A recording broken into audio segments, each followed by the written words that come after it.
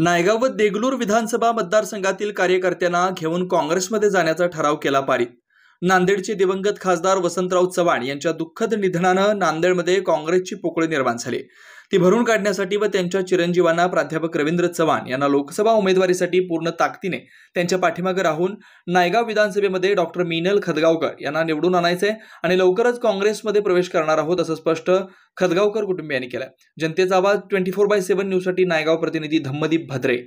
माझा प्रश्न आहे की आपण भाजपाला श्रीराम करून म्हणजे आता काँग्रेसच्या वाटेवर आहात, हे यासाठी आज जे संवाद बैठक या ठिकाणी झाली, तर आपली पुढची राजकीय म्हणजे भूमिका काय असणार आहे, काय रणनीती असणार आहे आणि काँग्रेस प्रवेश कधी होणार आहे?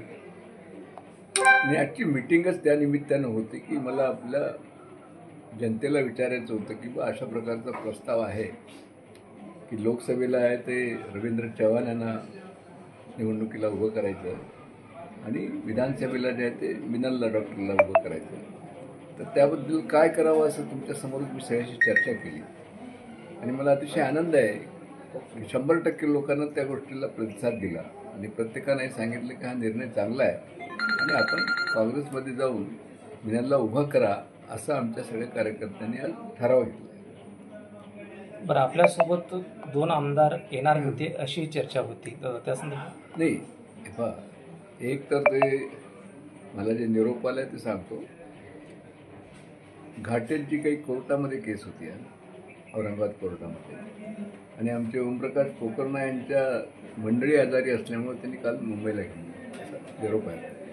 आता आपण काँग्रेसमध्ये जाणार असल्याची चर्चा आहे, पण त्याची काही तारीख वगैरे काही निश्चित तारीख ठरवून राहतात। आज आपल्या लोकांची चर्चा झाली, आता त्यांचे काँग्रेसच्या वरिष्ठांचं मला निरोप येईल तो दादा।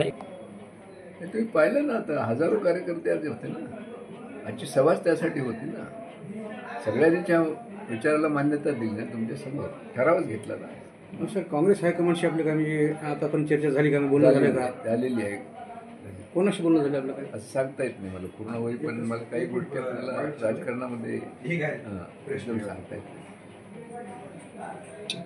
ठीक आहे।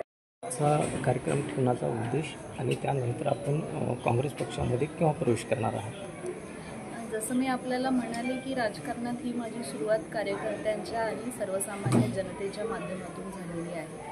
जिल्हा परिषद निवडणूक लढवत असताना याच रामतीर्थ परिसरातल्या जनतेने मला आशीर्वाद दिला आणि त्यांच्या माध्यमातून मी या क्षेत्रात आले। आजही आदरणीय माजी खासदार भास्कररावजी पाटील खदगावकर साहेबांनी कुठलाही निर्णय घेण्याआधी सर्वप्रथम कार्यकर्त्यांना विचारात घेणे, त्यांचे विचार समजून घेऊन विचारविनिमय करून मगच निर्णय आपण जो घ्यायचा आहे तो फायनल करता येईल अशा विचारातून आजची ही बैठक बोलवली आणि सर्व कार्यकर्त्यांचं एकमत झालेलं आहे। देगलूर विधानसभा आणि नायगाव विधानसभा दोन्ही संबंधी कार्यकर्त्यांचं सहमती त्यांची घेऊनच ठराव आम्ही केले आणि त्या माध्यमातून येणाऱ्या काळात निर्णय होईल।